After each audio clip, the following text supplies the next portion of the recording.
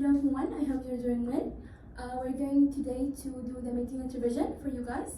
I want to ask you before we start, how are you finding the life cycle unit so far? Do you enjoy it? Yes, it's mostly easy, alhamdulillah. Alhamdulillah. Okay, what about you? Yeah, it's easy. Okay, I'm glad to hear that. So we divided the revision into 3 parts. First of all, we're going to start with the immunology, then the anatomy part, then the physiology part, okay? So let's start. Okay, before we start, I want to say this, that behind every lecture we learn, there's a patient that you will one day help. So focus on your lectures, and yeah. So let's read the dua together. Before we start, اللهم إني أسألك فهم النبيين وحفظ المرسلين والملائكة المقربين. اللهم اجعل ألسنتنا عامة بذكرك وقلوبنا بخشيتك وأسرارنا بطاعتك. إنك على كل شيء قدير. حسبنا الله ونعم الوكيل. Okay, بسم الله. Okay, I will start with the immunology part. Okay, so I will start with a basic introduction for you guys to remember everything, okay? So first of all, the cells of the immune system. From where the cells of the immune system are coming? Mostly from the bone marrow. Yes. Originally from the bone marrow. Yes, they're coming from the bone marrow, from the hematopoietic stem cells, okay? So it's dividing into 2 lineages, lymphoid lineage and the myeloid lineage.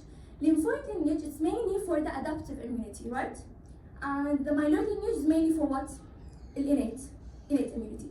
So the cells of the innate immunity are mainly the granulocytes, the neutrophils, the eosinophils, the basophils, and also macrophages, natural killer cells, and so on. On the other hand, the lymphoid lineage is having mainly the lymphocytes, the T cells and the B cells. Okay? And later on, they're going to subdivide into other things. For example, the T cells, they have 3 subtypes: T memory cells, and the T cytotoxic cells, and the T helper cells. Also, there is the T regulatory cells. And for the B cells, for them to be effective, they're going to become plasma cells and secrete antibodies, right? Okay, that's it for here. Now the next part. Okay, the lymphoid organs. We have 2 types of lymphoid organ: primary lymphoid organ and secondary lymphoid organ. What are the primary lymphoid organs? Bone marrow and thymus. Yes. And the secondary ones? Lymph nodes. Yes. Around the body. Exactly. Lymph nodes, spleen, the mouth, okay? All those are secondary lymphoid organ. So what's happening mainly in the primary lymphoid organ? They're going to be what? They're going to be development and maturation of the lymphocytes. For example, where does the T cell mature? In the thymus. Yes. T cells are going to basically develop in the bone marrow, and for maturation, they're going to go to the thymus. But the B cells, they're going to mature and develop in the bone marrow. Exactly. Now, for the secondary lymphoid organ, it's mainly the site where they're getting activated. Okay, so it's the site where the antigens are getting presented to the T cells, so they're activated and they initiate their function, right? Okay. Now, the cells of the immune system, we have different cells. Antigen presenting cells. Who are the antigen presenting cells mainly? Yes. Exactly, macrophages, dendritic cells, and the T cells. Those are the ones that are going to catch the antigen and present it to the T cells for them to be activated. Because T cells, they cannot be activated on their own, so they need the antigen presenting cells. Now, for the lymphocytes, again, we said we have B cells and T cells, which are going to differentiate into the effector type, which are going to produce the function. The B cell effector form is plasma cells, which are producing antibodies. The T cells, they have the T regulatory cells, cytotoxic T cells, and T helper cells. And they can also differentiate into memory cells for long-term immunity, right? Now, effector cells, we talked about them, the same thing. Okay, regulation of the immune cells function. First of all, we can have inducers. What are the inducers? Those are the ones that are basically going to cause the damage. Either a pathogen, could be a cell damage. So those are the inducers. The sensors, those are the ones that are going to detect this damage, right? And those could be macrophages and dendritic cells. And later on, we are having the mediators. What are the mediators?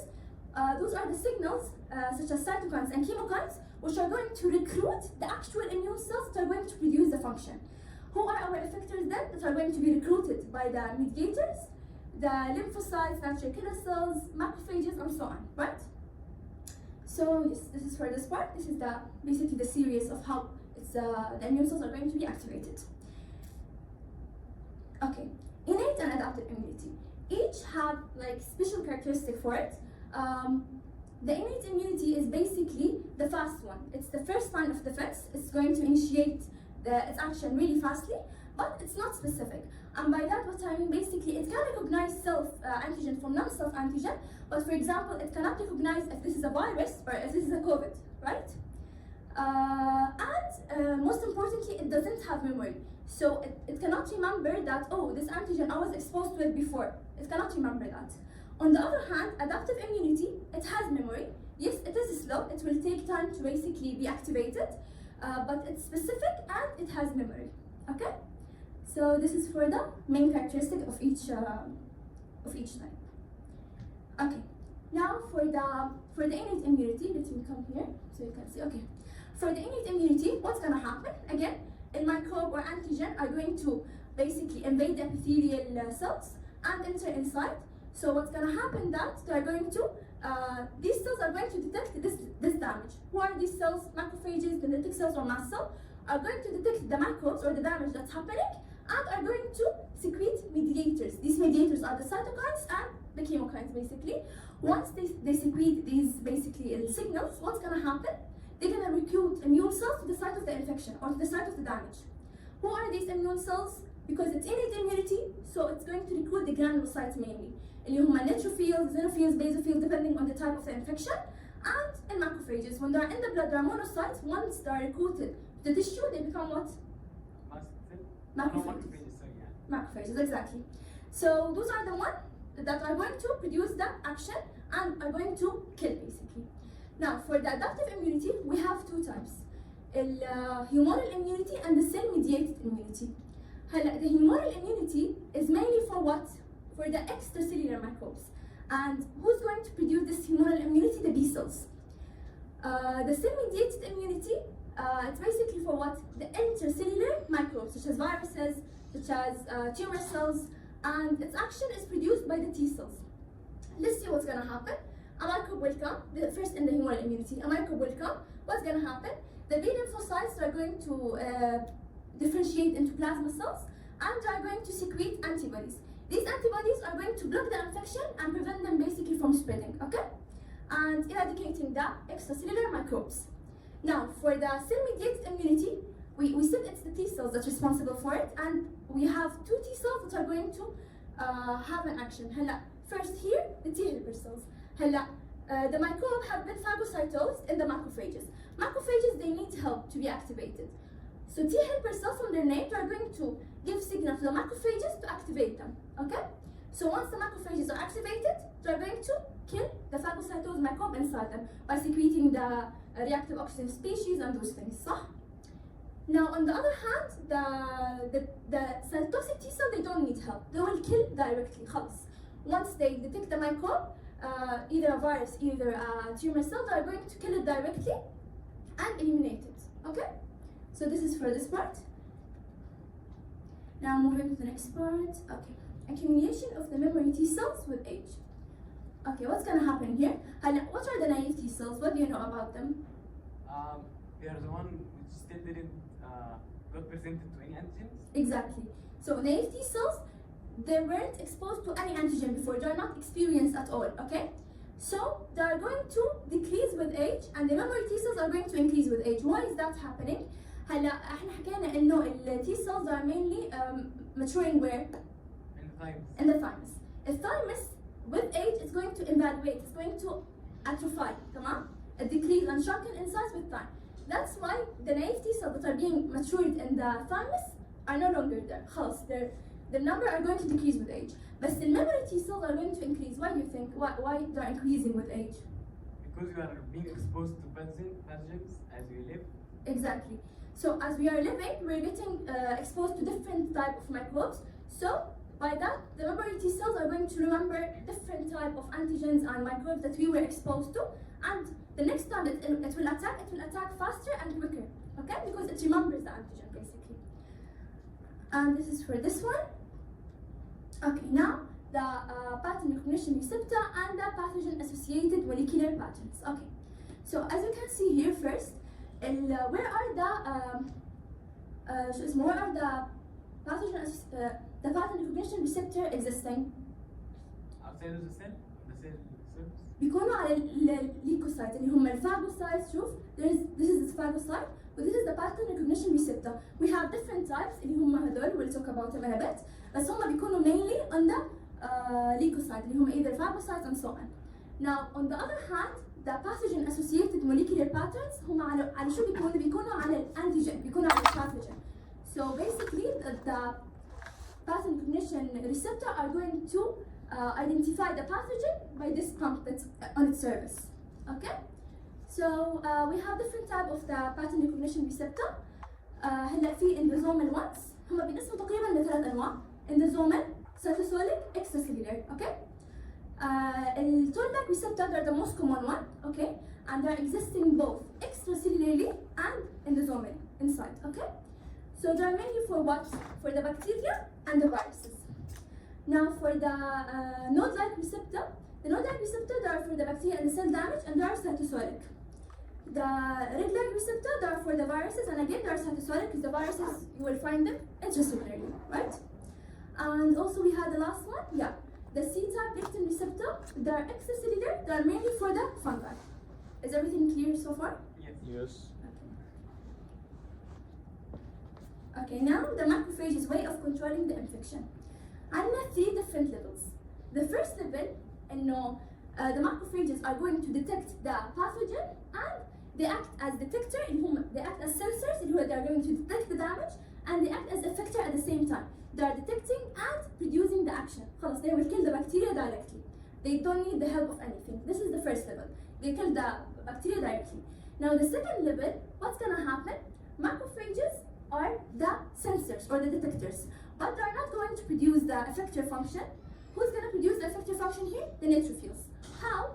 And macrophages are going to secrete first order cytokine, in this case interleukin 8, okay?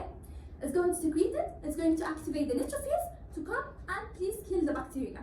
So it will come and kill the bacteria by oxidative burst. And neutrophils directly after that, they are going to die. They don't continue killing other bacteria.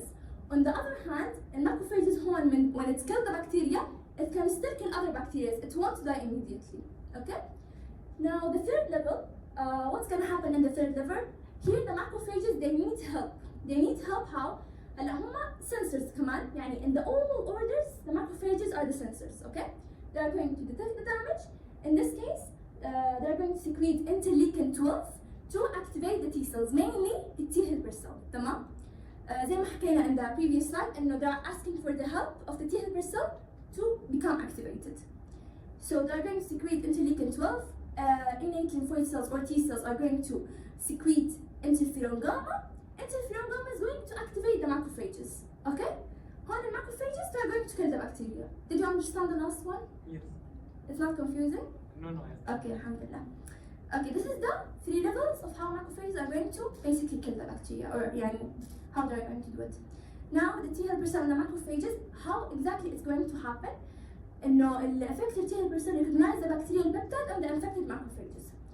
هلا ال T helper cell بيكون على السيرفيس تبعها it's going to overexpress the CD40 ligand and secretion of the interferon gamma. These two things when they are happening, they are going to activate the macrophages, okay? And the macrophages will basically initiate the killing and enhance the pro-inflammatory cytokine production. يعني المacrophages either they're going to basically secrete cytokine and kill the bacteria that are around them, or they're going to kill the bacteria which is within them, phagocytose within them. Okay? Okay, now for dendritic cells.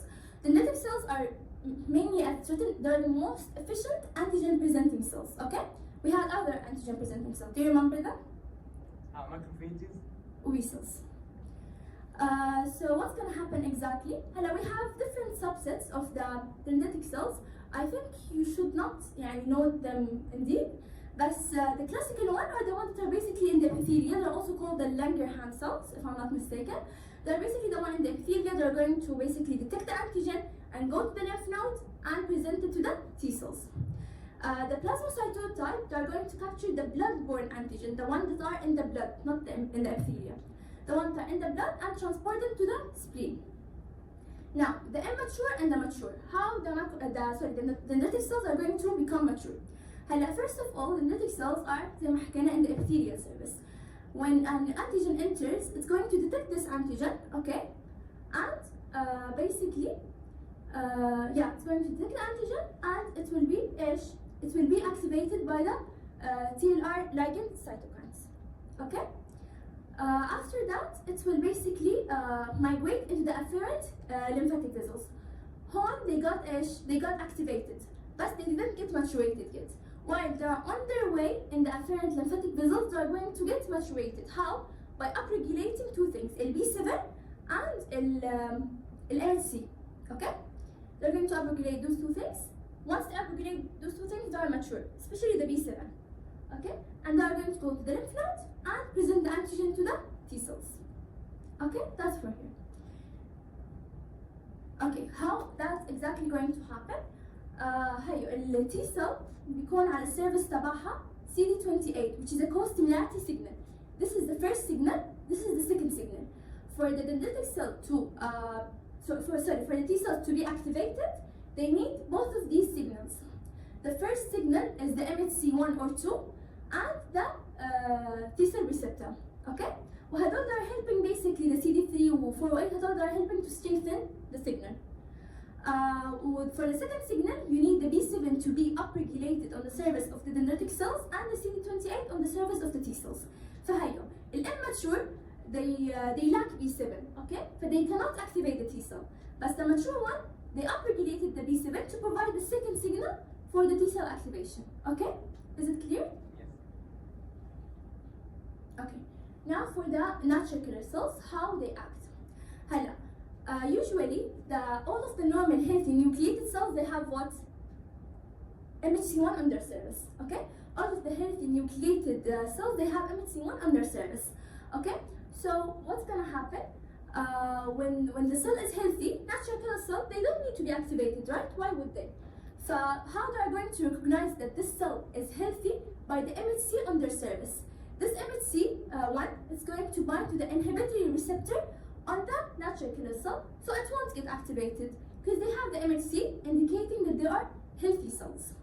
On the other hand, if the cell is infected, the infected cells, they think they are smart. So what they do, they're going to downregulate the MHC on their surface. Okay? By this, they won't be detected by the cytotoxic T cells and those kind of cells. Okay? But when they downregulate the MHC on their surface, they will be detected by the natural killer cells. The activating molecule on the infected cell will basically, the activating molecule, there's an activating molecule on the infected cell, and the natural killer cell will detect that and the absence of the MHC1 and will get activated and will kill the infected cell. Okay? Okay, now the antibody-dependent cellular cytotoxicity of the natural killer cell. Now what's gonna happen? This is a tumor cell, let's say this is a tumor cell, and those green things are the antigens, okay? Antigens on the surface. شو هيصير؟ الانتيبودي it has two parts. This part اللي هي بس طرف واحد, it's the FC region, which is the constant region of the antibody. This part اللي عندها طرفين, this is the variable region of the antibody, and it has two antigen binding sites. This one and this one, okay? Is it clear, or do you want me to draw, or? No, I think it's clear. Okay. So these two sides are the one that antigen is going to bind to it. So as you can see here, they are binding to the antigen. This side is for the FC receptor of the natural killer cell. The natural killer cell CD60 FC receptor, which is this one, is going to bind to this side of the antibody. This is the natural killer cell. Once this happens, this is a cross-linking basically. Once this cross-linking happens, this is going to trigger a degranulation into a lytic synapse. So لما هذا البروسيس happens شو بصير؟ There are going to be apoptosis of the tumor cell. Okay? فخلص they die. This is how they do the antibody-dependent cellular cytotoxicity. Is it clear? Yes. Okay, for the complement system, I have these papers that I prepared for you guys. So if you have it in front of you.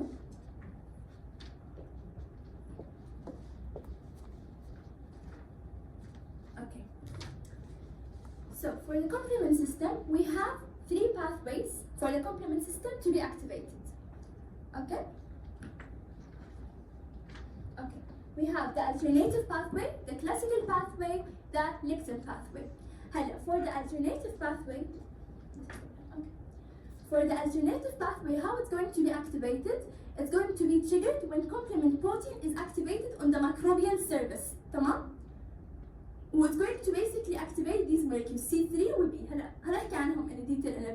it's a part of ايش؟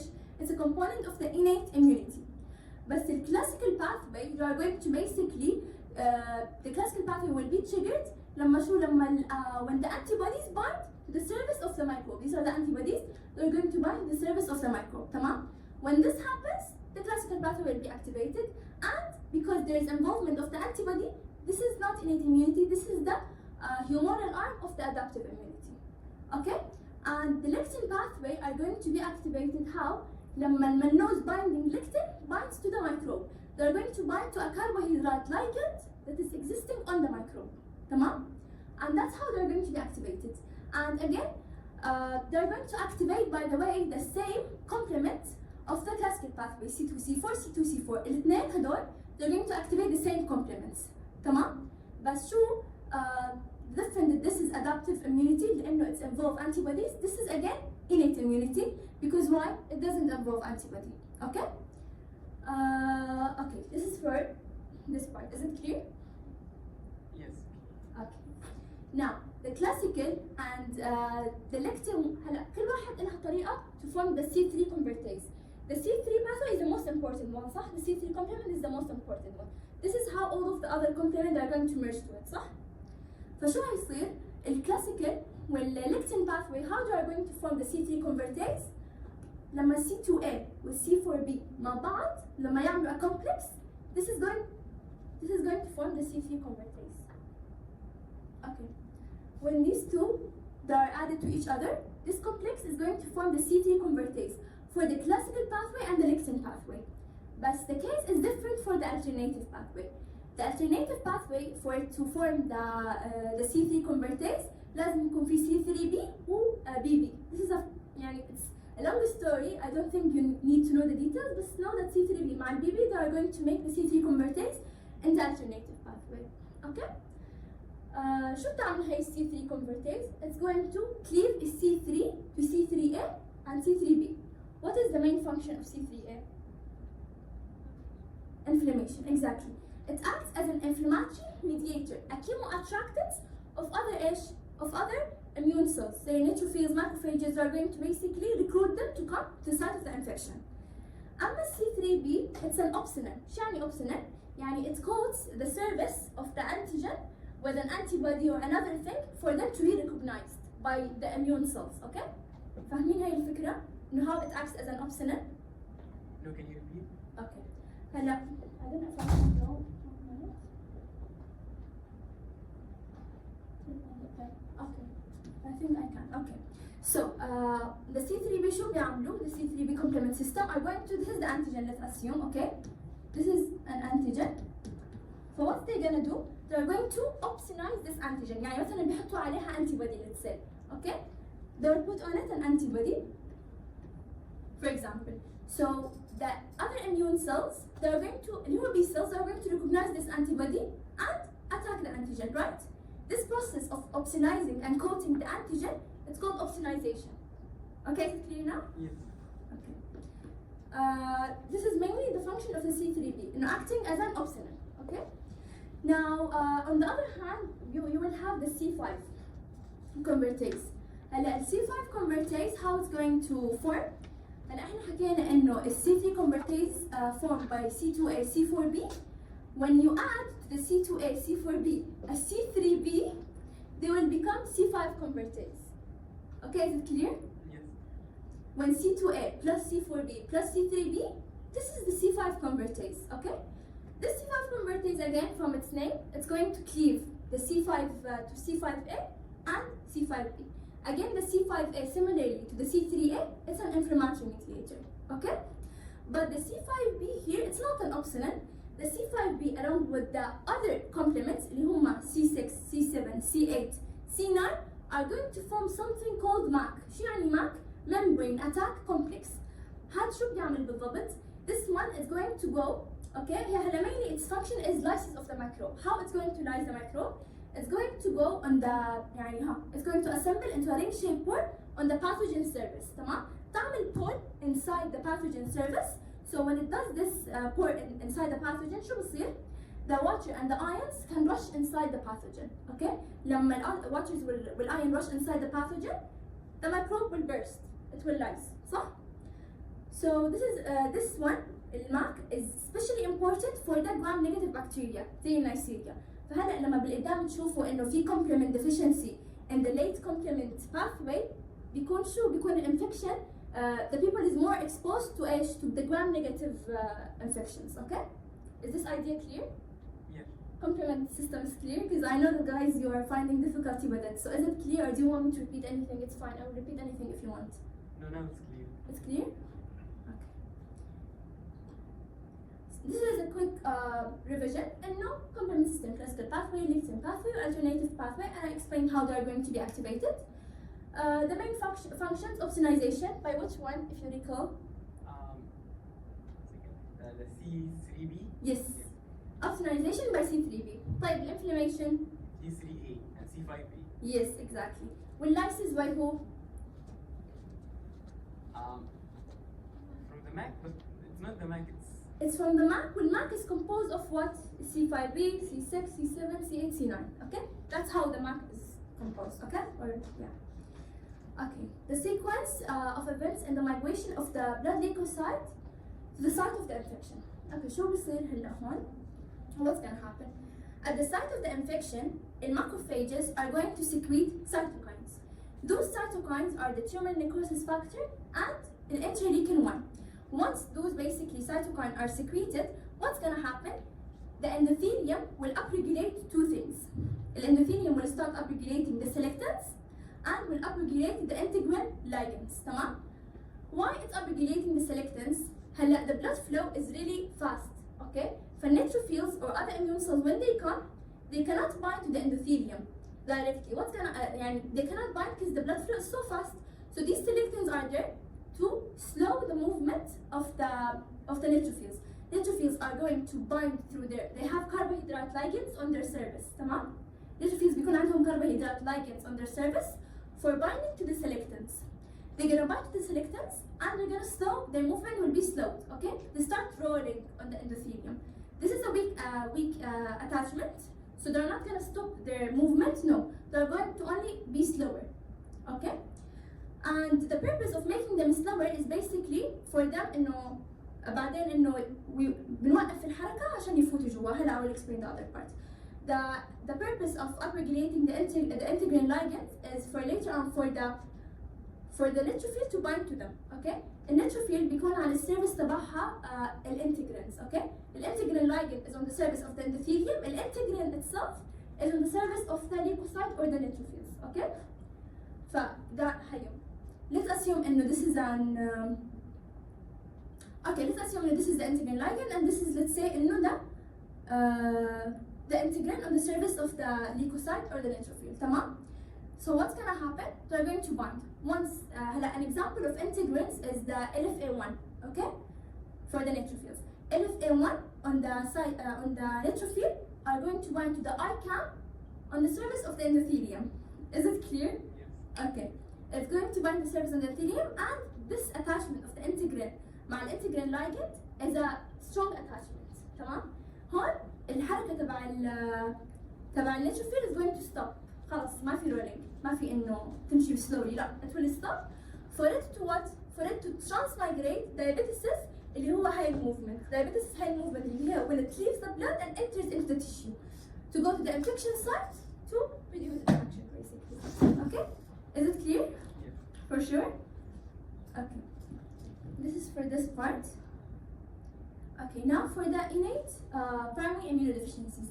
Mainly for your slides, it talked about 3 diseases: leukocyte adhesion deficiency, chronic granulomatous disease, and complement deficiencies. Okay, so we'll go through them one by one. Okay, and why I explained the idea before this, مشان تفهموا this disease, because it's really related to that sequence of migration and all of that. So the leukocyte adhesion deficiency, إنه في عندنا defect في one of the types of the integrin. That type of integrin is CD80 defect, اللي هو B2 integrin is not there, okay? Once it's not there, the neutrophils they cannot bind, صح؟ لأنه هاي الانتجرين مش موجودة. فالنيتروفيلز cannot bind and do all of this process, okay? This is a form of what? It's an autosomal recessive disease, okay? فالنيتروفيلز cannot migrate. Severe infections will continue لأنه ما في neutrophils عشان تيجي وتinitiate the attack وkill the bacteria. And delayed core separation, poor wound healing. Neutrophils will stay in the blood because they cannot basically transmigrate and attach to the integrin and go to the site of the infection. So once they stay in the blood, there is an increase in the number of the neutrophils in the blood. Okay? And you will still have the infection because neutrophils didn't come to kill them. And mainly in this case, or in this disease, the person will be exposed to staphylococcus or gram-positive infections. Okay? Okay, now the other disease, chronic granulomatous disorder. In this disease, you are having a lack of NADPH oxidase. شو الفائدة من NADPH oxidase? It's mainly its function is important in the phagocytes اللي هم المacrophages والneutrophils. It's helping in the what? It's an enzyme that helps in the production of the reactive oxygen species, because we know in the neutrophils or macrophages how they kill the phagocytosed bacteria or the microbe. By releasing oxidative. Exactly, by releasing the reactive oxygen species. And for that, they need the help of the NADPH oxidase. This is the structure of the NADPH oxidase, تمام? As you can see, it has multi-subunits, يعني this is a subunit, subunit, subunit, and so on. So, the most common form when there is a mutation in this gene, GP91 FOX, okay? لما يكون في mutation بالthis gene, بيصير في عنا lack in the defect in the NADPH oxidase as a whole. لأن again this is its structure. فلما يصير في mutation here, خلاص you don't have enough NADPH oxidase. And when the disease happens in this gene, it's an X-linked disease. And this is the most common one to happen, by the way. And it happens mainly in the males. Why? Because it's an X-linked disease. Okay? If any mutation happens in the other part, as you can see here, P67 مثلا, or والله P22, if any mutation happens in those parts, it's an autosomal recessive. Okay? Not an X-linked. The previous disease was what? Autosomal recessive. Exactly. That one was autosomal recessive only. This disease has two forms depending on the site of the mutation. Okay? And yes, why it's called the granulomatous disease? لأنه the body cannot effectively kill the bacteria or the microbes. So what's gonna happen? The body responds by walling them off. By what? By immune cells. يعني هون مثلا الباثوجين بتكون موجودة, it will basically surrounded by immune cells. Okay? So this will create a granulomatous shape inside the cells or the tissue. You don't need to know it, but يعني it was nice to explain it. And why it's called the granulomatous disease or disorder. Oh, could you repeat that? Why it? This called, one? Yeah, why it's called granulomatous? It's called granulomatous disorder لأنه the body cannot kill the bacteria, right? So how it's going to basically react to that? It's going to surround this infected cell with immune cells. So it will wall it with immune cells. It will form a wall around the infected cell. Okay. That's why it's called granulomatous disorder. Okay. Now for the complement deficiency, عندنا again two types, either early component deficiency or late component deficiency. هلا لما ال early component deficiency تصير اللي هو in the CD2 to the CD4, تمام؟ So basically they are going to decrease the يعني لما يكون في deficiency, when there's deficiency in the early components, they're going to be reduction in the ability to fight the encapsulated bacteria اللي هم streptococcus, pneumonia, those kinds of organisms. On the other hand, if there is a deficiency in the late components من C5 to C9, I explained in the C5b, C6, C7, C8, C9, they're going to form what? The MAC, the membrane attack complex.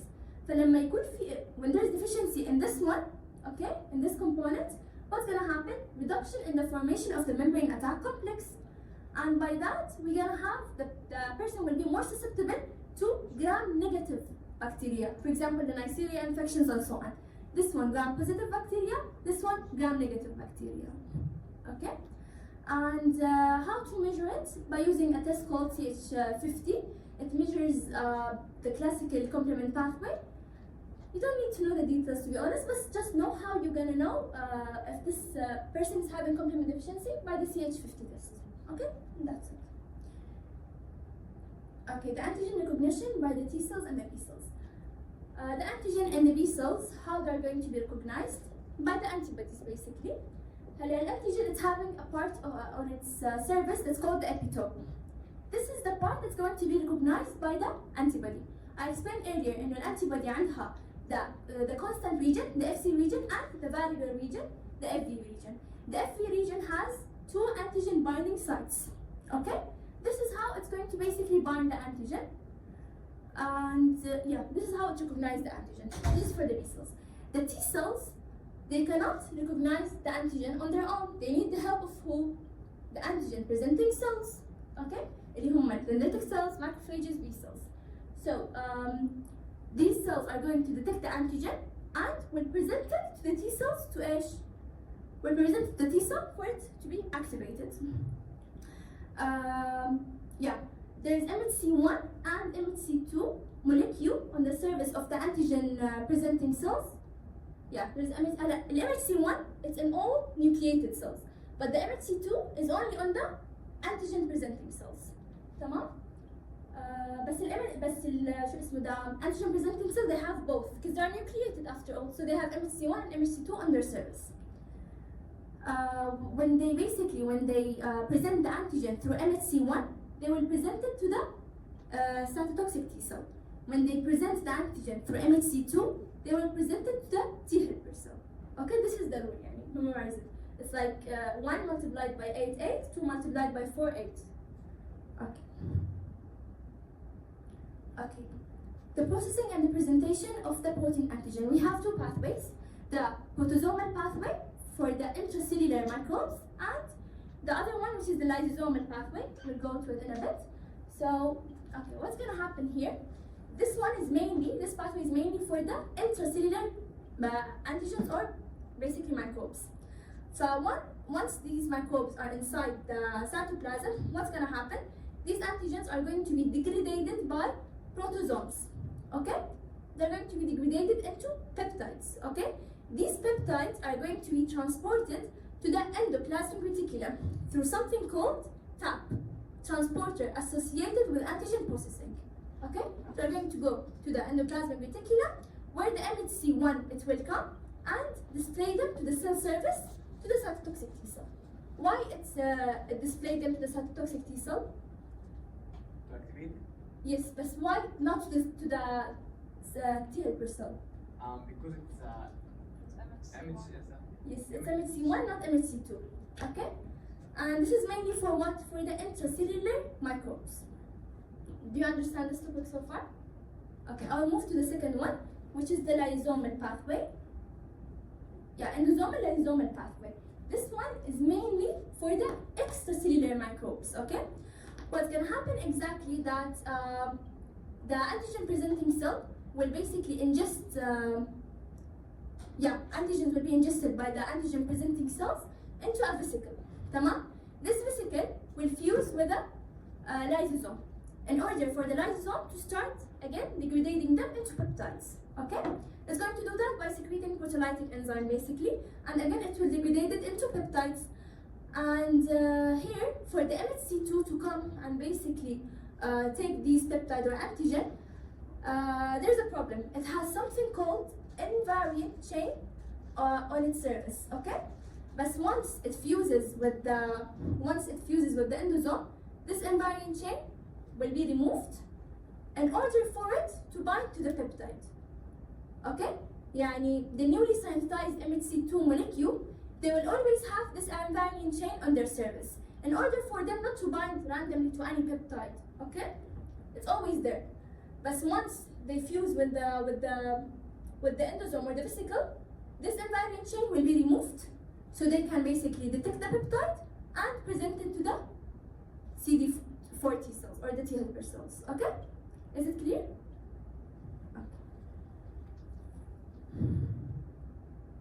Okay. The human leukocyte antigen. Simply, in a human, the MHC, we don't call it MHC, we call it the human leukocyte antigen, HLA. Tamam? And this HLA is really variable among different people. You cannot find the same people or the same person having the same exact HLA unless there are monozygous twins, they are identical twins. In that case, their HLA will be the same exact thing. HLA locus will be the same exact thing. But all of the people, they have different HLA. This MHC in the human, it's on the chromosome 6, okay? And you have different types, MHC1, MHC2, MHC3. Skip MHC3, you don't need to know about it. But the MHC class 1 genes are HLA-A, HLA-B, HLA-C. Okay? هذول الثلاثة are for the MHC class 1. For the MHC class 2 genes, you have the HLA-DP, HLA-DQ, HLA-DR. It's mainly memorization, really. Best know the type of the gene in each MHC. That's it. Okay. MHC class 1 and MHC class 2 structures. Let's start with the MHC class 1 since it's here. احنا عندنا variable region or invariable region. The variable region, the one that's above. Why we call it variable region? Because this is the part that is variable among the people. Okay? This part is constant in everyone. This is the one that's variable. MHC class 1, it's the variable region of it. It's mainly composed of A1 and A2 domains. Okay? And this is where the antigen will sit. Okay? شايفين الكليفت اللي هون؟ This is the peptide binding cleft where the antigen will sit on the MHC to be presented to the T cells. And this one, the A3 domain, is going to bind to something called what? It's going to bind to something called the B2 macroglobulin. This side is mainly important for what? For interacting with the CD8 co-receptor. The CD8 co-receptor is on the surface of the CD8. Tamam? This part is important for that interaction. Now, the class 2 MHC molecule, the variable region of it or the polymorphic region of it is composed of A1 and B1. Tamam? And again, this is the site where the antigen sits in. On the other hand, this is the invariable region, non-variable region, the one that's similar to all people. يعني كلهم عندهم نفس الشيء هون. هون is the different part for them. It's composed of A2, B2, and it's important for what this region? For the interaction with the CD4 co-receptor. Why this one CD4 co-receptor and this one CD8 co-receptor again? Because this is class 2 MH. Yes, exactly. This is class 1, this is class 2, that's why. And again, as you can see, co-receptors like CD8 for MHC1, CD4 for MHC2 are mainly there to strengthen and stabilize the binding, okay, between the TCR, اللي هو T cell receptor, and the MHC molecule. Okay, clear so far? Great. Okay, now we will end up our immunology part with a few questions. So, who wants to answer this one?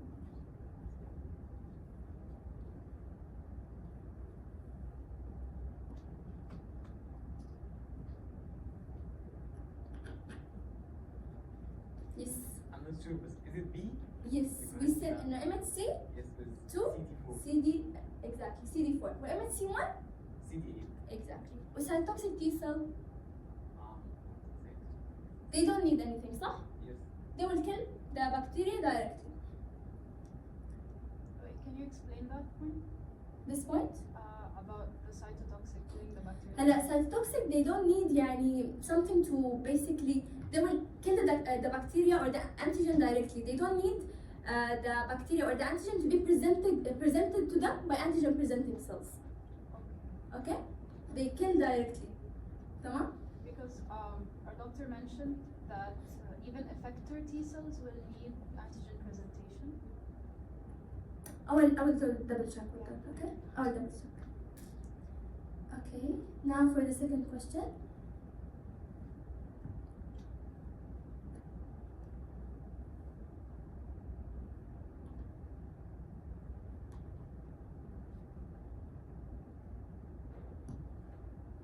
Who wants to answer this one? Okay. The A3 domain, it's on the MHC class 1. It's important because what? Once you see MHC class 1, directly you go to which one? To which answer? 8. Exactly. So B. It binds to the CD8 cytotoxic T cell. Okay? Do you want me to clarify why this is wrong, or you understand it already? No, I think it's clear. I was just remembering is the alpha T is a variable side or in the non-variable I side. that's fine. Wait, let me show you. Hey. The alpha 3 is in the non-variable side of the MHC molecule. This is the variable one. This is the non-variable one. Okay? Okay. This one should be easy.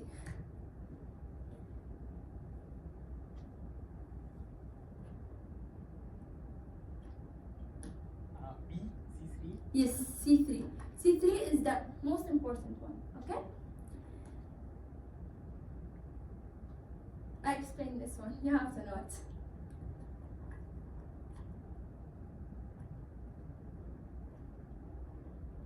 C. Yes. Direct lysis. Exactly. I explained in the map are composed of C5b, C6, C7, C8, and C9, and they will make a port in the surface of the antigen, so the water and the ion will rush inside it, and once that happens, the cell or the antigen will burst and will rise and will die. Yeah, that's it from my friend, guys. I hope you understood. If you didn't understand anything, let me know and ask me. I'll be here.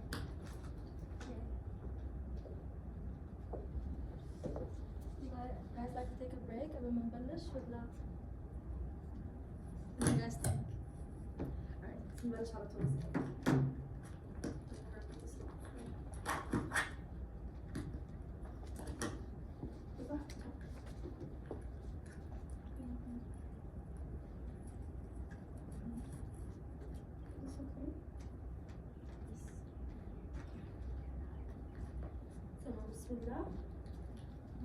Yeah, okay.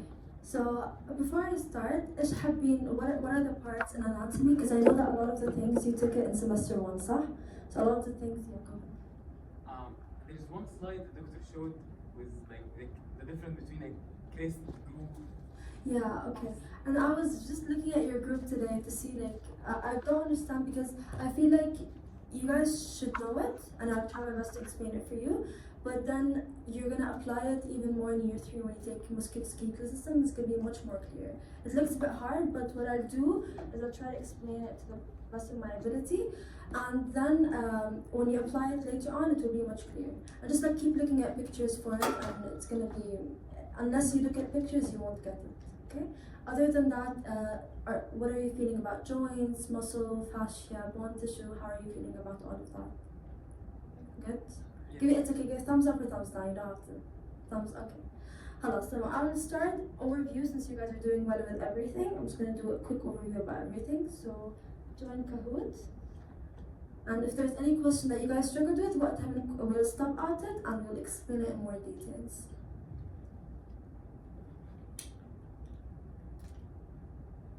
Everyone join?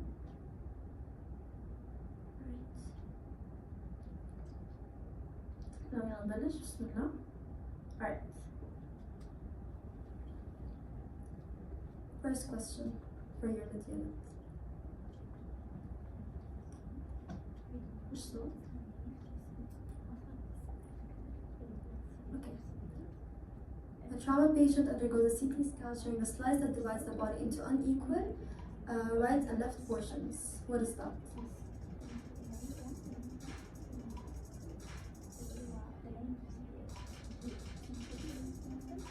Did you join?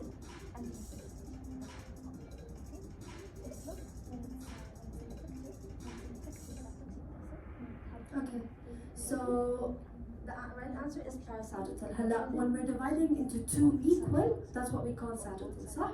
When we're dividing into two unequals, for example, I'm cutting either here or here, the right and left parts, they're not the same, صح?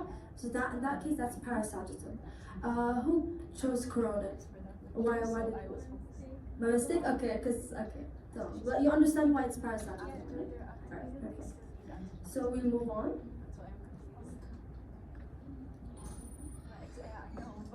So, a research studies MRI images dividing the image into superior and inferior parts. Which plane is being used? This is all foundation knowledge, but I just wanted to make sure that we're all on the same page when it comes to that.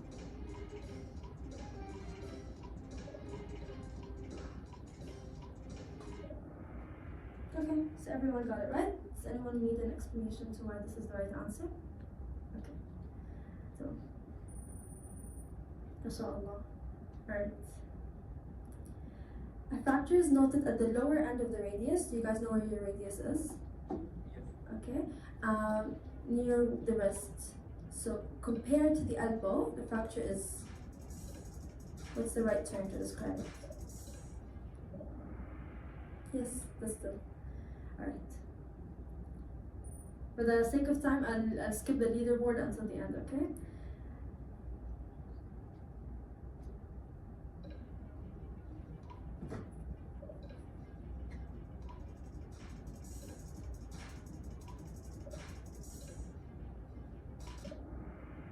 Okay, so everyone got it right. Are you guys okay with movements?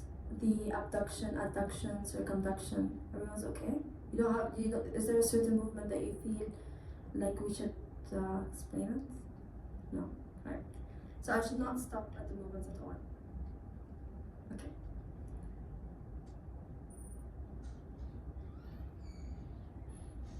During your exam, the patient is being asked to move his arm laterally away from the trunk. What is that movement? Yes, abduction. Correct. Right. Okay. A boy turns his forearm so that his palm faces upward to receive change at the shop. What movement is he demonstrating?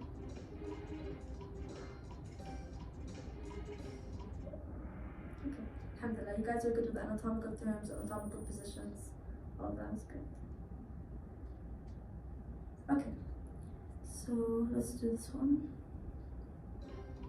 A stab wound to the left hypocardiac region would almost likely injure which organ?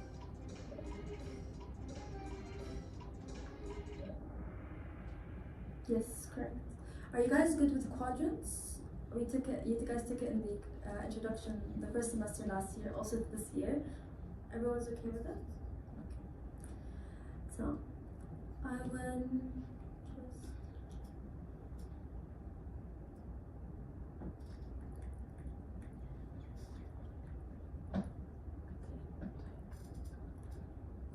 just continue.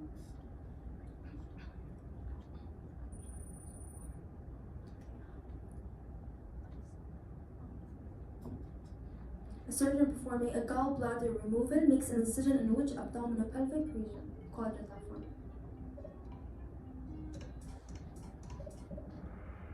Yes, everyone got it right. Are you able to join? Can I? Yes, here's the pen if you want to join. Oh, okay. Okay, I'll wait for you. It's okay, you can carry on, it's fine. Alright.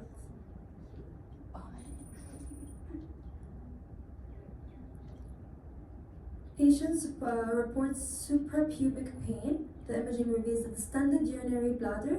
Which abdominopelvic region is involved? Could you read out the pin? I can't see what.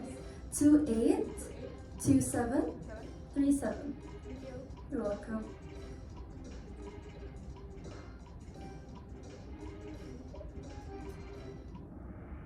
Yes, okay. We have one answer saying epigastric.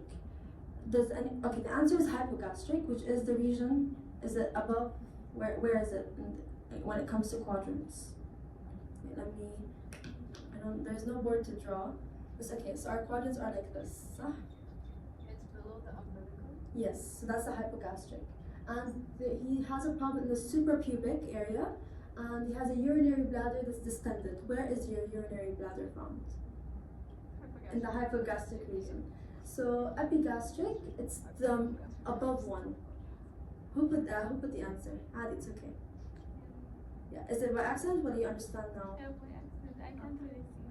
So Oh, okay. Khaz, do you want me to read out the options next time? yeah. Okay. But like hypogastric, because the urinary bladder is in the inferior part of the abdomen, so that's where, and it's also in the center, so that's the hypogastric region. Okay. Okay, we'll stop here and pause. It'll do it. It's fine. Which of the following statements is true about the meninges? The first option in red, the pia mater is the outermost fibrous layer Second one is the subarachnoid space located between the arachnoid and the pia mater, containing the CFS fluid. Yes, correct. How are you guys doing with this? I couldn't read the option. Okay, I get it. So I'll try to zoom in next time. Right. I think we finished the first two anatomical terms, and you guys did really well in it. So I'm not going. If you guys want me to elaborate on anything, feel free to stop me. I really don't mind. I'll elaborate if you have any questions. Alright? Because I feel like you guys, after foundation, after these lectures with Dr. Raghad and Dr. Suni, you guys بتكونوا ختمتوا anatomical terms. Alright.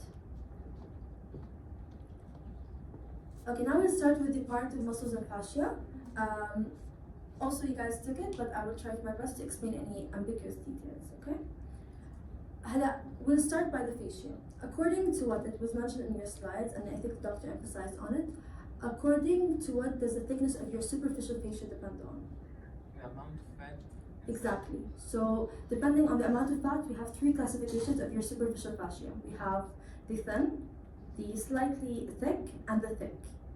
Does anyone want to give me an example of what part in the body has a thin superficial fascia? In the eyelid. Yes. And skin under the nipple. Yes. Areola of the breast. Yes. And Yes, exactly. External genitalia. That's correct. And how about the slightly thickened? There's only two areas that were mentioned in the book, in the slides. dorsum of the feet and Yeah, so the dorsum of the and the dorsum of the feet. And lastly, where is it very thick? back of the neck, trunk, Yes. the palm and the sole. Yes, so exactly. So these are the areas where we have a lot of fat, therefore our superficial fascia is quite thick in comparison. Alright. So let's go back to Kahoot.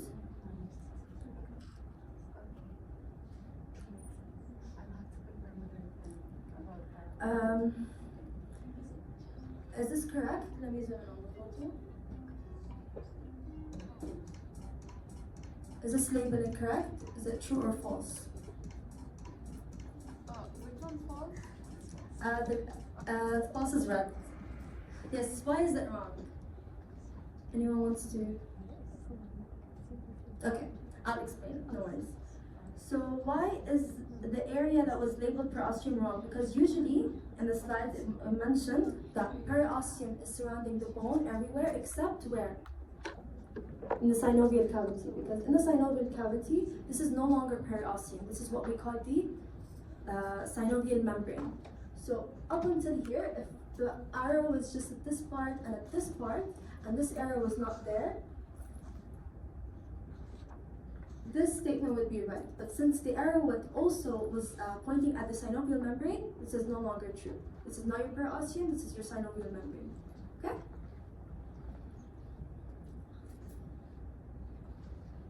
Okay.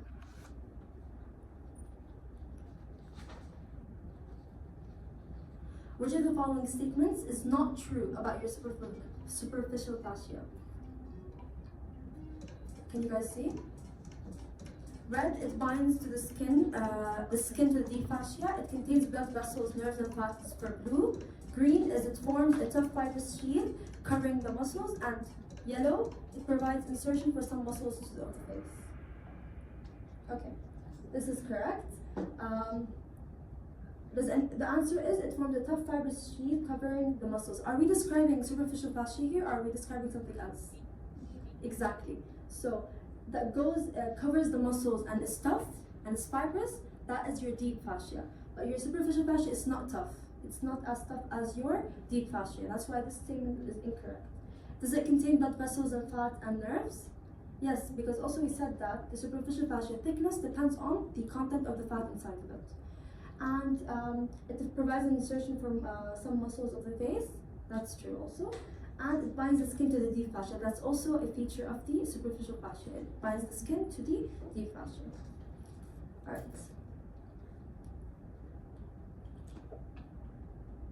Okay. I don't know if you guys struggled with this, but I definitely did when I was studying last year. But we know that the muscles, they attach to our bones in different. Some muscles do it through tendons, some through aponeurosis, and some through the raphe. Are these three clear? Are these attachments clear for you? Yes? Tendon is clear, aponeurosis. Aponeurosis. Okay, for example, the most prominent example that we have is your chest muscle, or your the muscles that are in your thoracic area. So these muscles, they extend like this, and to attach to the front of the abdomen, they send out what we call an aponeurosis. And these just attach to the top. That's basically all of that it is. Like the picture explains. So they spread out like this, outwards, and then there's this what we call the aponeurosis, or the like the fascia, and it attaches to it. It's like an extension. It's like a very thin plastic paper like appearance, and just attaches it to the front of the chest. Does that make sense? So this attachment is made up of fascia. I'm not really sure. Is this our aponeurosis fascia? I'm not sure. I think it's just yeah, it's just tissue, I think, which is part of the fascia rather. Yes, I'll double check at the end. Okay. And now the part that was very confusing. A lot of people were like looking this up. What is this, right? So basically, it's an insertion. It's like tendon-like insertion, like a tendon, like a pen, like this. It's found in the floor of your pelvis and the floor of your jaw or your mouth. It's like this. What does it do basically? Why is it different than the others? Your tendon is basically just a constriction that then attaches to the muscle. But the raphe is basically in the center, and then you have two different muscles attaching to it. So there's a muscle coming from this side and a muscle coming from this side. Both attach at the raphe in the center, making it a center insertion for two muscles in which they insert together. Does that make sense? I'll show you a picture, because the picture also on the side wasn't the best personally. See, that is your medial, I think, raphe between the mylohyoid muscles. You have two mylohyoid muscles. They join at this insertion, which is called the raphe. This is where, as you can see, this is your jaw, your mandible. This is your mandible. This is at the bottom, and it's coming in the center. Okay? Now the shapes of your muscles. Are you guys okay with it? Should I go into the details, or? I'll give you a quick example. So as you can see, we have circular shaped muscles. These are in the eyes. I think this is the most prominent example. They're in the muscles around the eyes. You have your fusiform. So it's like there's a tendon, a belly, and then a tendon again. It's in your biceps, a very prominent muscle.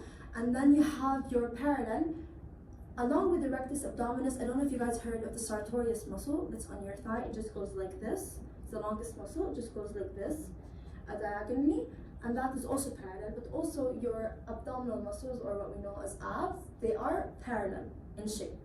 The pectoralis major, which are around this area of the chest, they are what we call convergent, okay? And the unipinnate, what is the difference between unipinnate and bipinnate? As you can see, you have this, the tendon is going like this.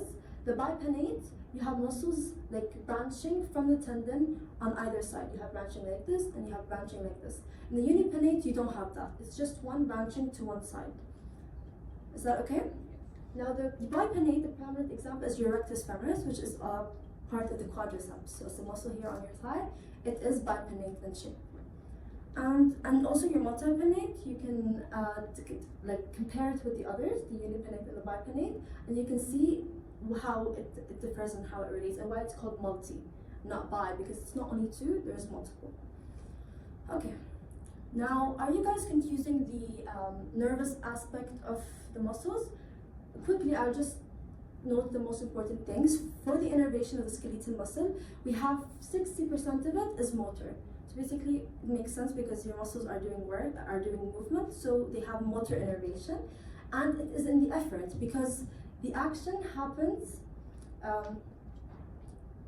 Okay, so the sensation, for example, we have two different kind of motor, two different types of impulses. Impulses that come from where it happens into the brain, and impulses that are decided by the brain and it goes into the area where the action happens. So sensory, for example, that is in your muscles, the sensory proprioceptive like receptors on your hand, for example, or on your muscle, they are traveling via afferent. So they are going from the area of the sensation to your brain. On the opposite is your motor nerve. the decision comes from your brain to move that muscle, so it's in the efferent. Efferent means exiting, so it's exiting the brain or exiting the spinal cord into the muscle where it innervates it. Is that alright? Okay. Okay, now we're going to be talking about the movements or the functions of the muscles. I'm going to do it via questions. Okay.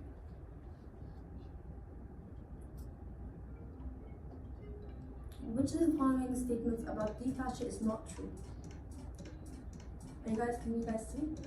Okay, this one, it forms a tight sheet around limb muscles and preserves their contour. It's richly elastic and loosely surrounds the muscles to allow expansion. The yellow one is, it is absent in the scalp and face. The red one, it is a dense, tough, inelastic fibrous membrane separating superficial fascia. What do you guys think? It is green, yes. And the others, what are they describing? They're also describing deep fascia, but they're correct. The question is asking for not true. Alright.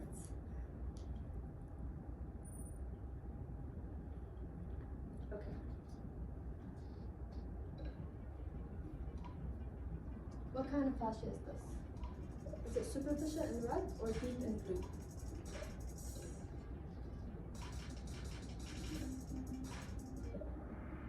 Correct, this is deep. Alright.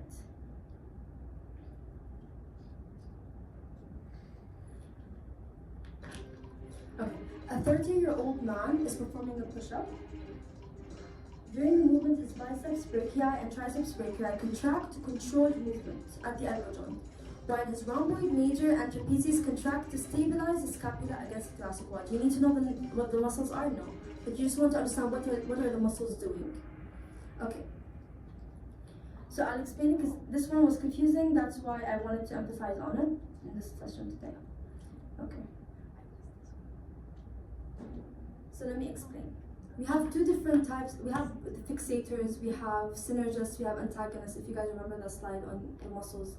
But these one are the most confusing. The others, I feel like they're a bit obvious, right? So this man is performing contraction, and then they're saying that the rhomboid major and trapezius contract to stabilize the scapula against the thoracic wall. So they're only stabilizing. They're stabilizing and preventing excessive movement. What is that function? What is that classification? Antagonist. Sorry? Antagonist? Yes, synergistic antagonist. So they're helping the movement by preventing excessive. They're helping the movement without preventing excessive movement, basically. Does that make sense? And the same thing with the other question. A 30-year-old man is performing a pull-up. During the movement, his biceps brachii contract to flex the elbow, while the triceps brachii contract minimally to stabilize the joint. Okay, I think. My bad, guys. Okay. Wait, I'll go back to this, okay? I'm confused because fixator is the one that... Yes, exactly. I realized it as I was reading. Explain that out loud. Like as mentioned in the slide, the fixator is the one that stabilizes the movement of the prime mover. Yes, exactly. And the synergist antagonist? Basically, in some cases, the two muscles can act together, or in other cases, one will be the antagonist and one will be the prime mover. Basically, exactly. Does that make sense to you guys? Okay. So it's fixator? Sorry? So it's fixator? Yeah, that one is fixator. Okay. And the first one is the synergist antagonist. But the description that I said was incorrect. The description, I was describing the fixator and not the synergist antagonist. Okay? So now, the bone tissue. How are you guys doing with the histology with bones and all? Okay. Also, I won't last long, so you guys can spend most of the time with physiology if you guys are doing good with anatomy. Okay, so quickly, I will describe these cells quickly. We have the osteoblasts, we have the osteogenic cells, we have osteoclasts, and we have osteocytes. From tissues, we have the osteogenic cells are the undifferentiated. That means it could differentiate to anything else. It could differentiate to osteoblasts, it could become chondrogenic, it could become chondroblasts, or anything depending on the environment that it's put in. Does that make sense?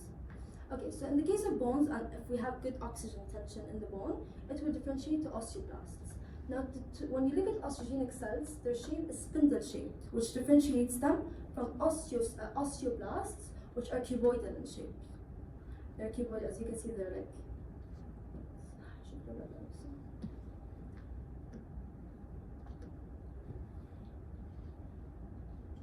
Yes. As you guys can see here, like this, cuboidal shape, like a cube. But the osteogenic cells, which are found also on the endosteum, because you know the periosteum and the endosteum, they have two layers. They have the fibrous layer and also the cellular layer. In the cellular layer, you'll find your osteogenic cells and your osteoblasts. Your osteoblasts, like we said, are cuboidal in shape and they're also basophilic, while your osteogenic cells, they're spindle shaped, like they're flat in comparison to your osteoblasts. Alright? And for the osteocytes, they're very hallmark because where are they lying? They're lying in, like, if you take it with Dr. Suha, they're lying in their thrones, so like, and the coonies. So it's very distinctive. They're on their own, kind of in their small kind of thrones or lacunes. And then the last one is osteoclasts. Also, very characteristic fact about them is that they're multinucleated. So if you find like an acidophilic shaped like cell with a lot of nucleus inside of them, you can kind of get that this is your osteoclast because they have many nuclei inside of them. Okay, how are you guys doing with the blood supply? Do you want me to explain it or quickly? Yes, okay.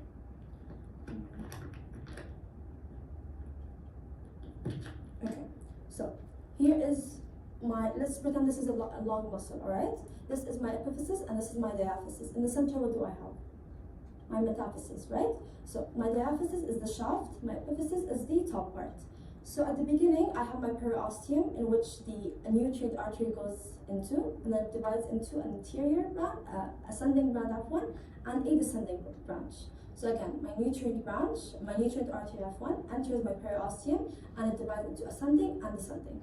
This is in my diaphysis. Okay, and I also have my metaphyseal arteries, my epiphyseal arteries that are in the epiphysis, which is the top of your bone, and I have my nutrient arteries in the periosteum in the shaft. Now at some point, we have what we call a plate here. What is this plate called? Between the epiphysis and the diaphysis. Epiphyseal. Exactly, and what is it made of? Hyaline cartilage. Exactly, and what do we know from foundation or from this year? Hyaline cartilage, what is it? What's a characteristic of it? Ossified. Yes, and it's also avascular. That's why before it ossifies, like you said, there is no connection between your epiphyseal arteries or your metaphyseal arteries or the arteries that are in the shaft. So after you grow up and the individual had the height or the length or the growth that they needed, and then your epiphyseal plate ossifies and becomes bone, calcifies or ossifies, these two arteries, the arteries in the shaft and in the epiphysis, they fuse or they anastomose, to be more accurate. Like that, before the epiphyseal plate becomes like bone, it's the cartilage, it's avascular, no way can these arteries have a link between them. But after it ossifies, which is with growth, they join. Is that good? Okay. Now, quickly with the ossification pattern, we have two types of ossification. I think I struggled with this, so in case you guys struggled with it, I'll try to explain it in an understandable manner, alright? So we have two kinds of ossification. We have the endochondral ossification, or membranous ossification, and you have your intermembranous ossification. So give me an example of intermembranous ossification, the first thing that comes to your head. Yes, so basically facial bones, what else? All the flat bones? Yeah? All the flat bones? Mostly all the flat bones, including your scapula. Also, an important one is your clavicle. So it's intermembranous ossification. So what's the difference between intermembranous and endochondral? Endochondral has a phase where you have a like kind of a structure of cartilage that forms before the bone ossifies. In intermembranous ossification, we don't have that cartilage structure that forms before it turns into bone. It immediately, you start with the ossification center, immediately becomes bone. In endochondral, we have a hyaline cartilage-like structure that forms, and then that part ossifies by forming a primary ossification center to secondary ossification center, and then that part becomes bone. Does that make sense? Alright, so for the intermembranous ossification, we start by an ossification center in the bone, and we we have the osteoblasts doing their function, which is secreting the matrix, secreting and forming the organic matrix. Do you guys know what the organic matrix is made of? The collagen fibers Okay. and the cells and so on. Yes, exactly. And what is an organic matrix? Calcium, salts, minerals, Exactly. And which part predominates in our bone? The inorganic or the organic? inorganic. Exactly. So the osteoblast secretes your organic extracellular matrix and keeps secreting to form the center of the bone, which is, in the case of flat bones, we have a diplo, what we call, and is it spongy or compact? So in our, yes, exactly. So we have our diplo and then compact bone on top and compact bone on the bottom. So the center is spongy bone until, and then it forms, and your osteoblasts are sandwiched in between, and then the osteoblasts continue to form the compact bone on the top and the compact bone on the bottom. Does that make sense? Okay. So after the organic matrix is being formed, you have the calcification. So calcium is starting to be deposited in the bone, and it's deposited, and the extracellular matrix that was formed by the osteoblast, it starts to calcify, and it becomes, basically calcify is a fancy word for hardening. So when your bone hardens, this is basically the bone that we have right now. It's not soft, it's not just proteins, or it's not just organic material, there's also hardening, which is through the calcium. And after that happens, we start to have holes that are formed, and through these holes, what is going inside of it? The blood vessels. And what are these kind of things? These are trabecules. And basically this is a characteristic of what kind of bone? Spongy or compact? Spongy, exactly. So the characteristic of spongy bone is these trabecules and these excessive porous holes inside, in which the arteries go inside. That's why in the epiphysis and the long bones, we have a spongy, the epiphysis is mostly spongy because this is where we have the red marrow, where we have arteries that are going through the trabeculae and making blood. While in the rest of the diaphysis, it's mostly a compact bone with a center of, yellow bone marrow, and the medullary cavity is formed by which cell? We have 4 cells. The medullary cavity before it's formed by osteoclasts. So basically osteoclasts eat up the bone after the bone develops, and it gives you that like cavity in which your bone marrow is found. Is this part clear? Good? Correct. Now the endochondral ossification, the main difference, like I said, is that before our bone forms or before the ossification happens, we have a model, a cartilaginous model with a perichondrium outside and then cartilage in the inside, and we have the formation of a primary ossification center. This primary ossification center will involve cells. These cells then continue to be forming cells, and then after they continue to form organic matrix, we have the artery that goes inside of it and supplies these cells that are doing the function of building the extracellular matrix, which is our osteoblasts. So these arteries, they nourish our osteoblasts as they're doing their work, and they supply that area and basically give us the appearance or the growth of the bone. Alright, and then we also have after birth. What's the one hallmark thing that happens in endochondral ossification after birth? Now that we have our primary ossification center formed, we have another ossification center that forms after birth. We have 2 secondary ossification center in the epiphysis on both sides. Okay, and the secondary ossification center forms your spongy bone in your epiphysis, and also here the secondary ossification center forms your spongy bone at the other part of the epiphysis, so the distal and the proximal epiphysis. These form a spongy bone, this will form a compact bone, and also here will form a spongy bone. And then it will just keep progressing and keep elongating until you have your mature bone. Does that make sense? Are you confused about anything? Okay. So one more thing to note before, I think this is it. Here's the difference if you want to look at it after we send the slides. But a very important thing to know that we have 2 different kinds of growth in a bone. We have the width and the length. Just off the bat, what provides the length growth? Which part of the either cell or structure? So now I have my bones, they're growing in length, right? And I have bones, the same bone that's growing in width. So which cell helps my bone grow in width? Or which layer to be specific? We mentioned that earlier on. Sorry?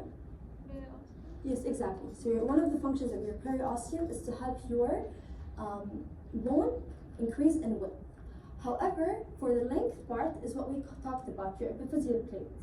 Epiphyseal plate has a function of helping your bone grow in length until then, after the bone has maximally grown in length, it will ossify, and the same thing with anastomosis happens. Okay, for the joints, I will not take a very long time. So we have major types of joints, plane. Okay, so for the plane, we have an example. Give me an example of plane. Let me show. Exactly. So I'll show you guys on complete anatomy quickly.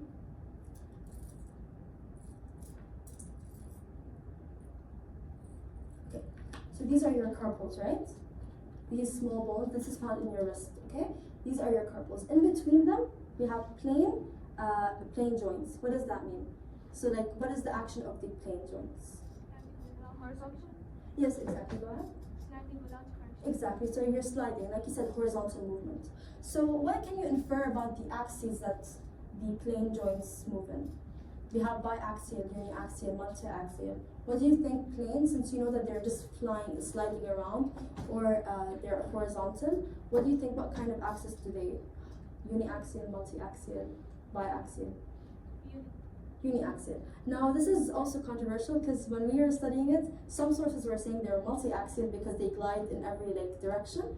Some sources were saying because of the limited movement, which makes sense, you don't feel your wrist bones moving, they're uniaxial. But either way, I don't think this, because it's controversial, you won't be asked about it. Okay, the next part is our hinge, right? Hinge like the door, when you open the door, right? So like your elbow joint as well. As you can see, this is your elbow joint. It moves in, it flexes, and then it extends. So what kind of axis do you expect it to give? Also uniaxial, because it's only going in this axis, right? And then we have our pivot joint. One very, very important example. Where do you think it is? Atlantoaxial. Do you guys know where it is? It's right here. Yes, exactly. So this and this. So the very characteristic of your second vertebral, C2 basically, is it has like a protrusion called your dens. And your C1 just basically glides on top of it, and it gives you this motion. So also, what kind of axis is this? When you're going like this. Uniaxial. Exactly. So that's also uniaxial. I'll try to just. Yeah, there you go. You mentioned some projection. Yes, exactly. This one. This is your dens. This is your the C1 that goes around it, and this is where the movement basically happens. I tried. There should be movements here. Try to show it.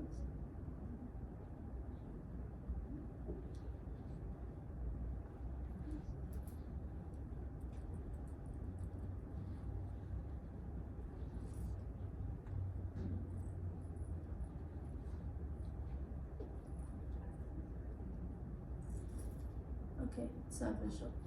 But basically, you can imagine it. So basically, let's imagine that this is the C1, this is my C1, and this is the dens of C2.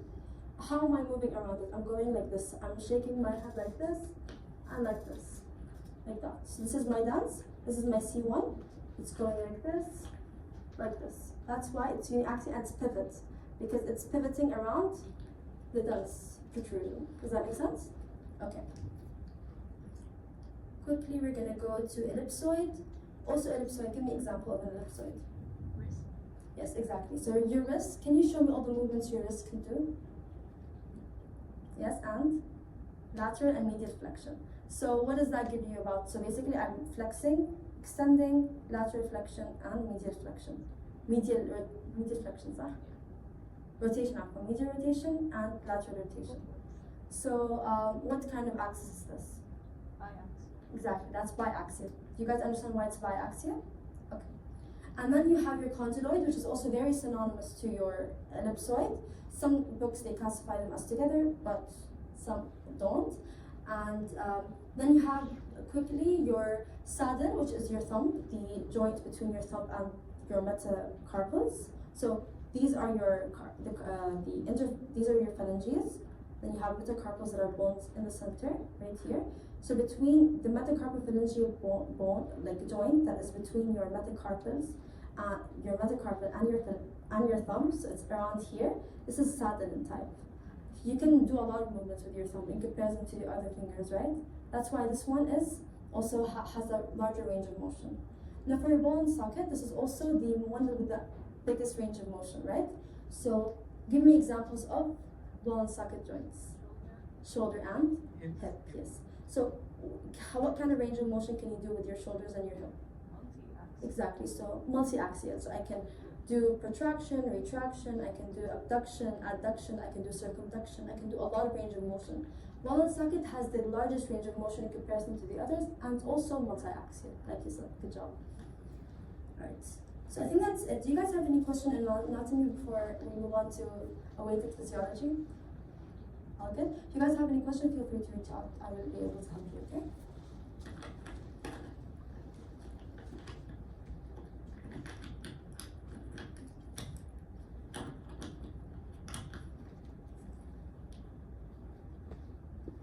Hello everyone, I'm Raghad, and today I'll be explaining the physiology part from not take so long. And moreover this, I'm going to skip some foundation parts because you know them. Feel free to stop me at any part, and let's start. At the beginning, I'm going to talk about the membrane transport and cellular osmolarity. Let's ask you a small question for this. Can you come please? Slideshow.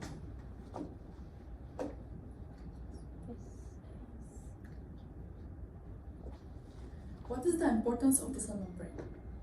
What do you know about the cell membrane? Why? Why do I have these walls? To control what enters and exits the cells.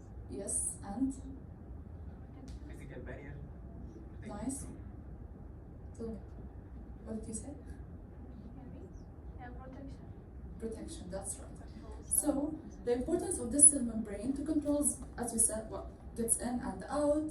It helps in the electrical activity and the mechanical protection, connects cells into the tissues and organs, and maintains the cellular composition, maintains what's inside. Moving to what are the cell membrane components? What do you think these walls are made of? Phospholipids, cholesterol, carbohydrates, protein strands. So why do you think those things are there? Do they have any importance? Of course they do. So the lipids or the phospholipids, they are hydrophilic heads. The heads is hydrophilic, and the hydrophobic tails, which are in the middle, those things. Then it has the cholesterol, maintains the the cholesterol, it strengthens the walls or the cell wall. According to the proteins, it helps in transport, as we'll explain, and it helps in getting signals from outside. Moreover, can you see this ID? This ID is the carbohydrates. Remember this one because I had a mistake in one of the exams, according to this one. So this carbohydrate is the ID, so the immune system will not come and kill the cell. The receptor proteins, as I said, it's for the signal. It gets signals from outside, from the brain, from wherever. And the proteins, as it's a channel, it's a carrier, for example. We'll come and explain all of this. It's for adhesion and cell surface markers, recognition. Going to the types of transport, I guess you know this, right? Yeah, do you want me to explain it? Any parts not clear? Hold on, let's move. Moreover, this one, the carrier and channel proteins. The carrier proteins, it's like a wheelchair. Someone will come and sit on it, so it will move. Without sitting, it will not move. So there is binding. Here there is no binding. In the channel proteins, it's like the door. So it's like a gate. It's always passive. There is no binding, but here it could be active or passive. Moving to osmosis, you took this in foundation, right? Yes. Okay, do you want me to explain it? I don't think so. خلاص, okay, let's move. There are some important parts. Osmolarity and tonicity. What do you know about osmolarity and tonicity? Do you know anything about them? There is someone that have 3 types, right? It can help. It can help, sorry. Tell me. Okay. Let's imagine that I have a cup of water and I've got some salt inside this cup of water, moreover some sugar. So I have some salt and sugar in this cup of water. So the total particles of sugar plus the salt makes the osmolarity. But the other one, which is tonicity, what will happen to my finger when I put it in this cup of water? Because of this sugar and salt. Okay, so this here, the tonicity is the consequence that happens because of the osmolarity. Am I clear? Yes. Okay. We have here 3 types: isotonic, hypotonic, and hypertonic. Isotonic, nothing will go in or out. But according to the hypotonic, think about it like I'm thirsty and I need water, I need a lot of water, so I drink a lot of water, I'll be fat. Okay? But about the hyper, I have a lot, so I'll give some people some water, for example, because I have a lot, so I'll shrink. Okay? Am I clear? Yes. Okay. Moving forward, why do I need to know all of this? Why? High osmolarity, as I said, high sugar, high glucose will cause DM or diabetes, right? The renal disease, high urea, for example. Low osmolarity, what means that? Yani, how do I explain this low osmolarity? There's no particles, صح? There's no sugar in the water, صح? So low osmolarity, it will shift the water into the brain cells. Why? Because of this. Again, I have hypo, there is no particles, so water will go inside into the brain cells. Okay? In diarrhea and vomiting, I'll explain it in the next slide. And always in those things, the treatment is isotonic fluids. Okay? Here is the dehydration because of vomiting or diarrhea, and hyperosmotic dehydration because of sweating, for example, or a lot of crying, for example. And you are losing only water without an A. So when we lose water without an A, what will happen to the osmolarity? It will increase. It will increase. Why? I have a lot of particles with no water. In the vomiting or diarrhea, I lost the same amount of water and an A, so nothing will happen. Osmolarity will not change. Okay, it should be not changed, by the way. Okay, but the extracellular fluid, it will go out. I've lost a lot of water, for example, and then here also the extracellular fluid will go down. Moreover, the intracellular fluid, why? Do you know why? It will try to balance. Like the intracellular fluid, I have a lot of water inside the cell, so I have minimum amount of water, so I need some water from here to come to here to balance between those both. Moving to the hypertonicity and hypotonicity because of dehydration and overhydration. Overhydration, for example, when someone drinks 20 liters of water within half an hour, this will cause overhydration. This will, of course, cause renal failure.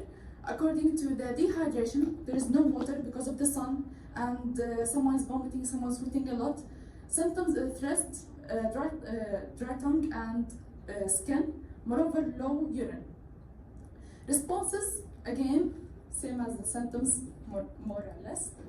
High thirst and high ADH secretion. Do you know why? What's ADH? Antidiuretic hormone. When is it secreted? The water is low. Yeah. So I need to keep water inside. Yes, that's right. Moving to the next part, which is physiology of the neurotransmission and neuromuscular junction. This is general information about the neurons and synapses. memories and skills are stored as synapses, not as new neurons. For example, the neurons will not be formed. And when I learn new information, neurons will not be formed. It's stored there as synapses, signals. Okay? The functional unit is the neuron, and the best learning period is when you are a child, because when synapses are rapidly forming. Moving to types of synapses, you know this, right? Yes. Do you want me to explain it? Hold on, it's clear. And this one also, we will need it, but there's something more important, so do you want me to explain it? Okay, or no? Is there anything not clear? I feel that you have a question. No, I think it's clear. خلاص, hold on.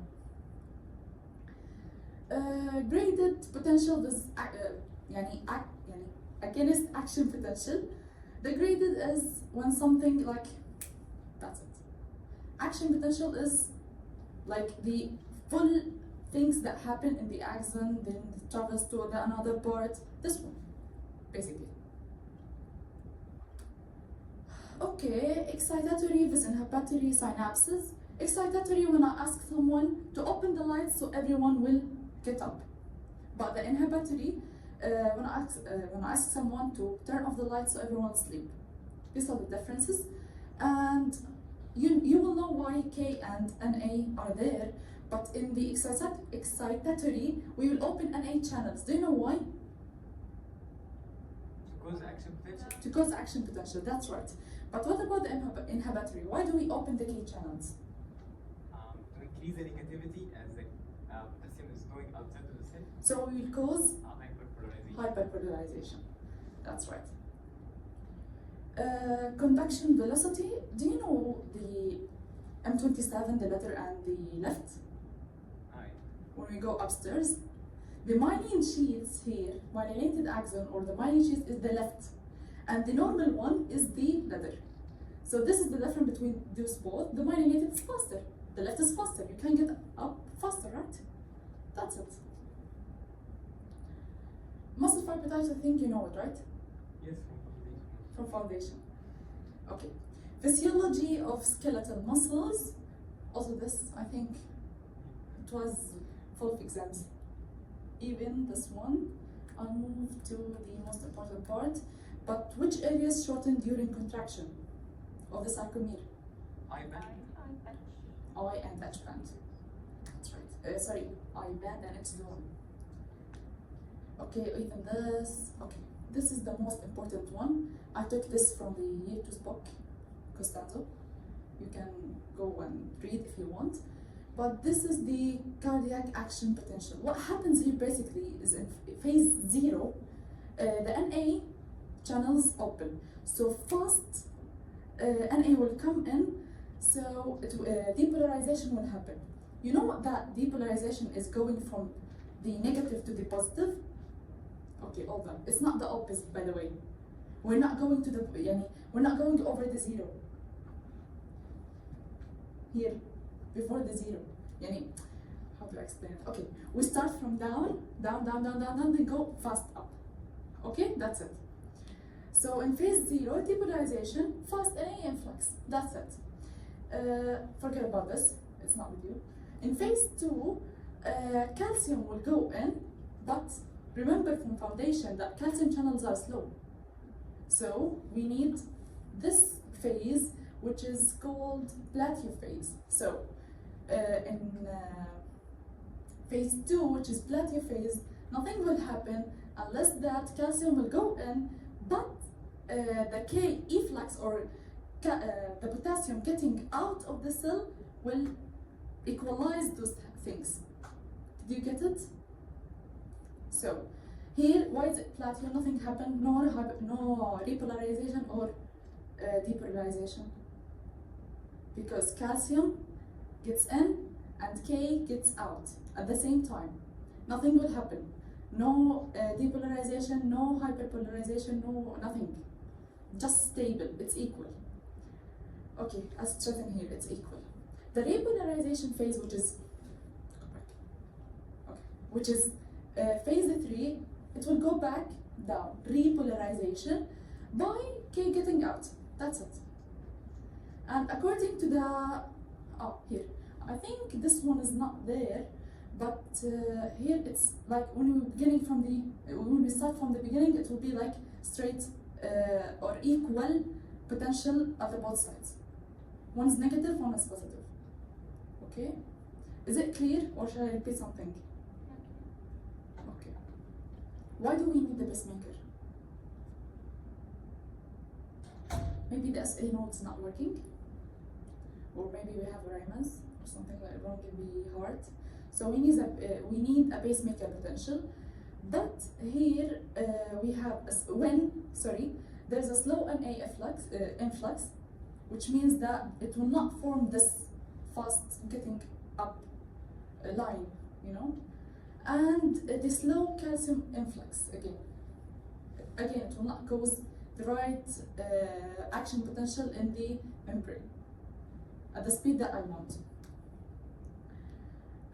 Contraction in the cardiac skeletal muscle. I think this one's clear. Let's go back. This one is this one written. Action potential, then tubules. What are you talking foundation? Tubules will open, then calcium will be released from the sarcoplasmic reticulum, binds to the TNT, then actin on myosin will contract, and the muscle will move. That's it. Is TNC troponin? Yes. I think it's here. Let me. Those things. You got it right?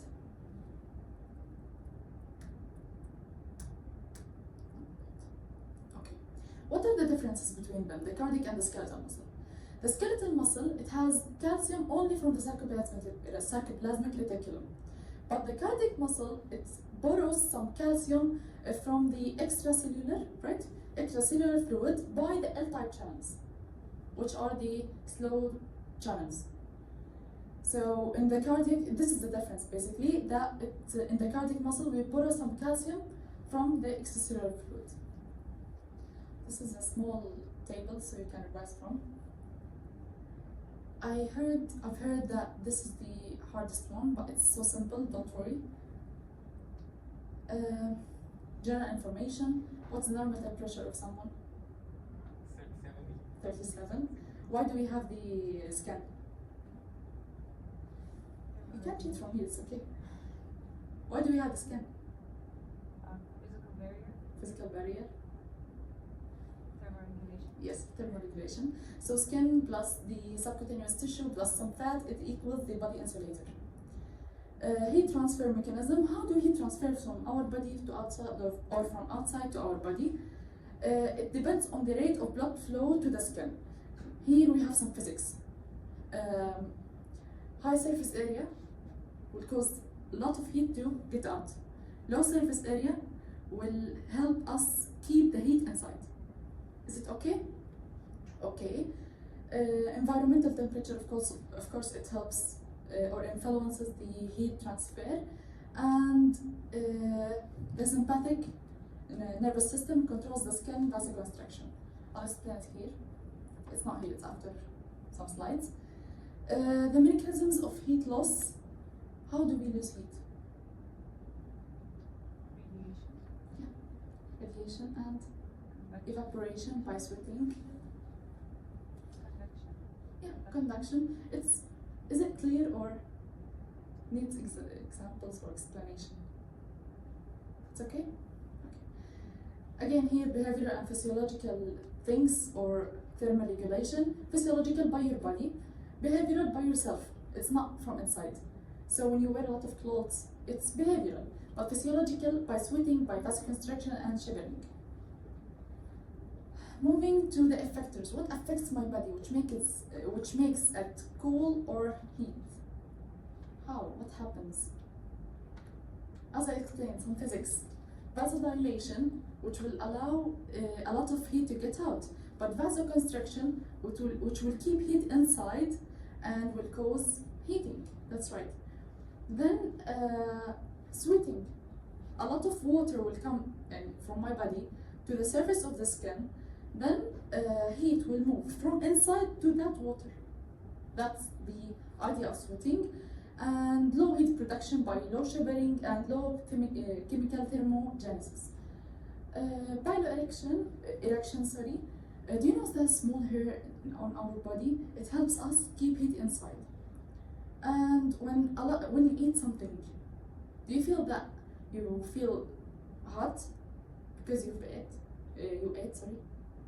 Yeah, that's the simple things about the chemical thermogenesis. When you eat something, a lot of energy will be generated from that food, so it helps in heating mechanisms. Again, shivering, as I said, it will produce heat by 4 to 5 times, but the chemical thermogenesis by metabolism, the same as food, which will generate energy. So energy will generate heat. Can you remember from foundation the fight or flight response? Do you remember it? Fight or flight. When something bad happens, then you start running. Okay? Do you? Partially. Okay. One of the things that was there, which is norepinephrine and epinephrine, which were inside our bodies produced. What will happen? And why do those things are produced? I think it will increase the metabolism to give the body the energy it needs to. Yeah, Run one more away. thing it will do. Increase heart rate. Okay, Vasoconstriction. vasoconstriction, which will cause heat, basically. What is thyroxine, do you know?